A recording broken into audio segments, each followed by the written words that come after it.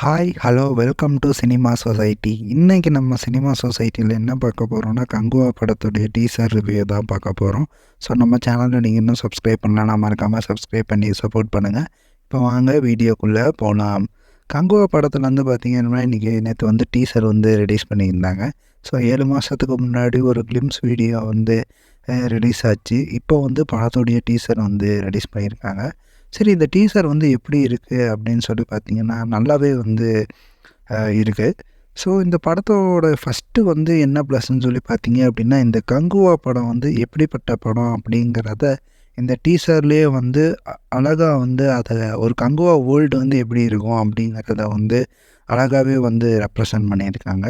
So second வந்து எனக்கு இந்த டீசரில் பிடிச்ச விஷயம் என்னன்னு சொல்லி பார்த்தீங்க அப்படின்னா, படத்துடைய அந்த மேக்கிங் தான். ஏன்னா மேக்கிங் ஒரு ஷாட் ஆகட்டும், அந்த டீசரில் வந்து ஒரு கட்ஸ் ஆகட்டும், அதுவும் பார்த்திங்க அப்படின்னா எடிட்டிங் வந்து நல்லா பண்ணியிருக்காங்க.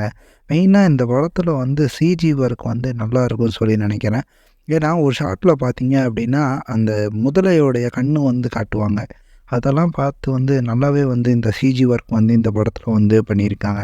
இதில் ஒரு அன்எக்ஸ்பெக்டடான விஷயம் என்னன்னு சொல்லி பார்த்தீங்க அப்படின்னா, சிவா வந்து அவருடைய ஜானர்லேருந்து வெளியில் வந்து ஒரு நல்ல எக்ஸ்பெரிமெண்ட் ஃபிலிம் வந்து பண்ணியிருக்காரு.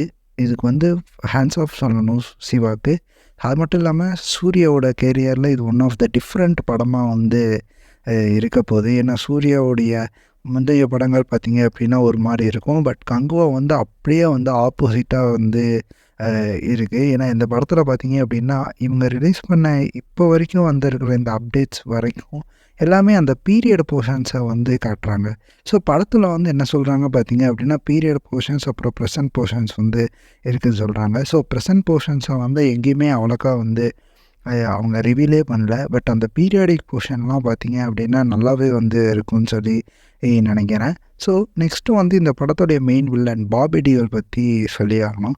ஏன்னா பாபி டியோல் வர அந்த சீன்ஸை வந்து இந்த டீசரில் வந்து அவங்க ப்ளேஸ் பண்ணியிருக்கிறது வந்து நல்லாவே வந்து இருக்குது.